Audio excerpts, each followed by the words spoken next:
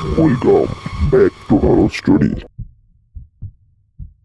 বটগাছটার নিচে দাঁড়িয়ে থাকলে একটা সময় পর নিজের শরীরটা নিজের মনে হয় না।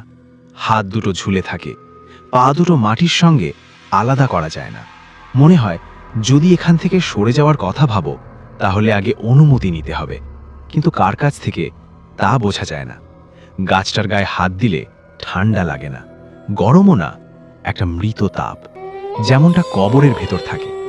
হাত সরিয়ে নিলে হাতের তালুতে হালকা কাঁপুনি থাকে, ভয়ের কাঁপুনি না, ক্লান্তির মতো, যেন অনেকক্ষণ কিছু একটা ধরে রেখেছিলে।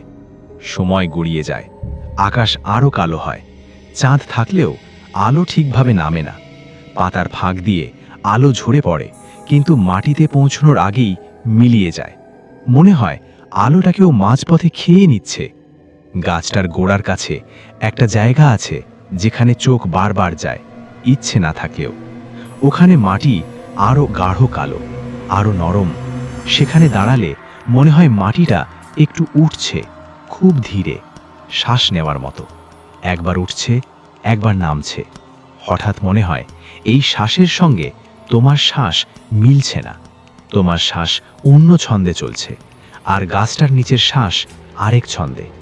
এই দুই ছন্দ একসাথে হলে ভয় লাগে, কারণ তখন বোঝা যায় এখানে তুমি একাই জীবিত নও। দূরে কোথাও কুকুর ডাকার কথা, কিন্তু ডাক আসে না। শব্দ আসে শুধু পাতার ফাঁকে ফাঁকে হালকা ঘষার মতো আওয়াজ, যেন কেউ ধীরে ধীরে নখ টানছে। কাঠে না, মাটিতে না, মনে হয় চামড়ার ওপর। হঠাৎ খেয়াল হয় গাছটার ছায়া আর আগের জায়গায় নেই। ছায়া একটু সরে এসেছে, খুব সামান্য, কিন্তু ঠিক তোমার পায়ের দিকে। আলো একই আছে, চাঁদ একই জায়গায়, তবুও ছায়া নড়েছে। এই ব্যাপারটা চোখ বুঝে ফেললে আর অস্বীকার করা যায় না।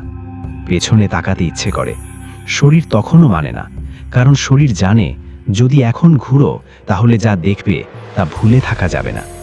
বটগাছের ডালগুলো আরো নিচে নেমেছে, পাতাগুলো এখন মুখের খুব কাছে। পাতার গন্ধ আসে, সবুজ না, তাজা না, একটা ভেজা পুরনো গন্ধ, যেন বহুদিন সূর্য দেখেনি। মাটির নিচ থেকে হঠাৎ খুব হালকা শব্দ আসে, একটা শব্দ না, অনেকগুলো একসাথে। মনে হয় অনেকগুলো মানুষ একসাথে পাশ ফিরে শুয়েছে। শব্দটা এত আস্তে যে কানে ধরা পড়ে না, কিন্তু বুকের ভেতর ঠিকই লাগে। তখন বোঝা যায় এই জায়গাটা শোনার জন্য না, এই জায়গাটা অনুভব করার জন্য। পায়ের কাছে হঠাৎ কিছু একটা ছুঁয়ে যায়, চামড়ার মতো না, কাঠের মতো না, ঠান্ডা, শুকনো।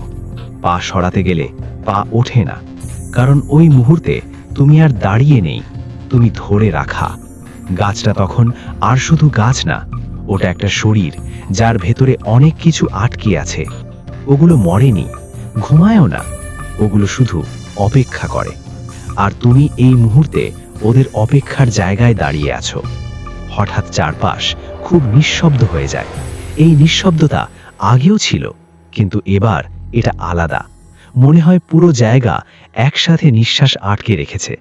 তারপর খুব ধীরে মাটির নিচ থেকে শ্বাস ছাড়ার শব্দ, একটা না, অনেকগুলো।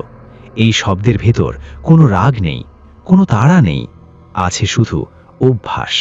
যেন এটা প্রতিদিনের ব্যাপার, যেন কেউ প্রতিদিন এইখানে এসে এভাবেই দাঁড়ায়, আর তারপর থেকে থেকে যায়। গাছটার ভেতর কিছু একটা নড়ে, খুব গভীরে।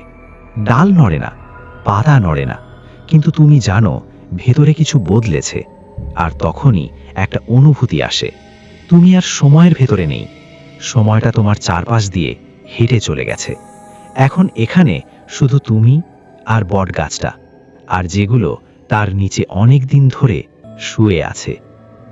গল্পটি ভালো লাগলে একটা লাইক করুন, আর এরকম গল্প আরও শুনতে চাইলে চ্যানেলটি সাবস্ক্রাইব করুন। ধন্যবাদ।